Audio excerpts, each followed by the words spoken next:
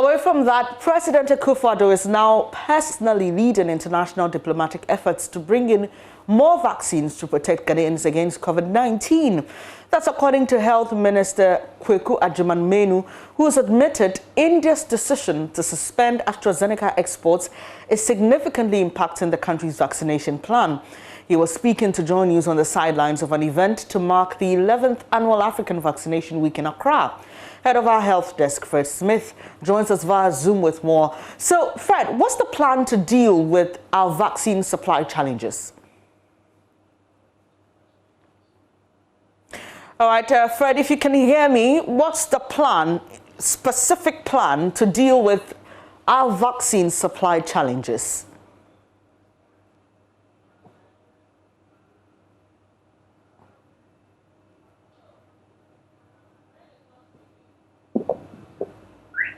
Can you repeat your question, Bernice? I'm asking you to share the specific plan to deal with our vaccine supply challenges, Fred.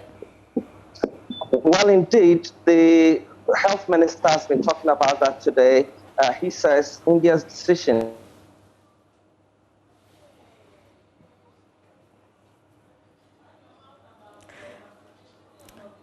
It's unfortunate our lines are failing us this afternoon, but that's head of our health desk, Fred Smith, who is just going to share with us details of our plan to deal with the vaccine supply challenges. If you've been following COVID news around the world, you know by now that India is really struggling to deal with a second wave and has over the weekend had to supply even oxygen to people at home and is even running out of oxygen and hospital space. And so the country has decided to suspend its distribution of the AstraZeneca vaccine across the world. And we understand that that is having an impact on us, even here in Ghana. Well, Fred joins us, I beg your pardon, via phone now.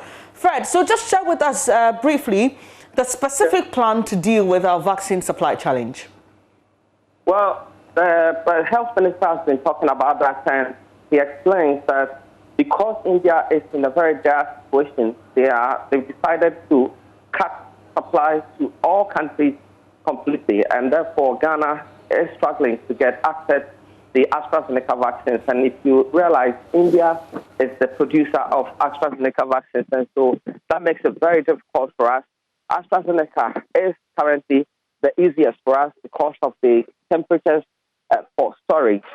So as we speak, the health minister says the president himself is leading some diplomatic efforts, speaking to his colleagues in other countries to see if there are vaccines which are not in use at the moment, so we could bring them in for our immediate use. That's what is taking place at the moment.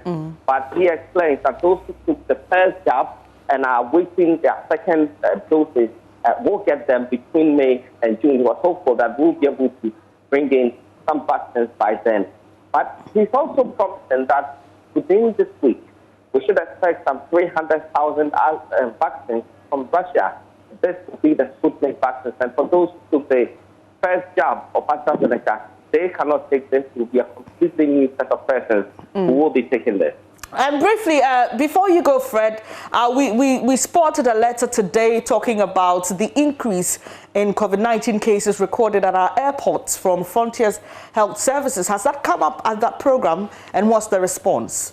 Well, that has not come up at all at this event. The event is mainly focused on vaccinations against all diseases that can be prevented using vaccines. And as the participants underscored, Ghana has made significant progress in that area. But the warning is, if we slack, then we will be in a very difficult situation. So COVID and the other diseases that can be prevented, such as polio, measles, and the rest, must have intensified vaccination to ensure that we keep the momentum going on progress so far. We'll end here. That's head of our health desk, Fred Smith, there.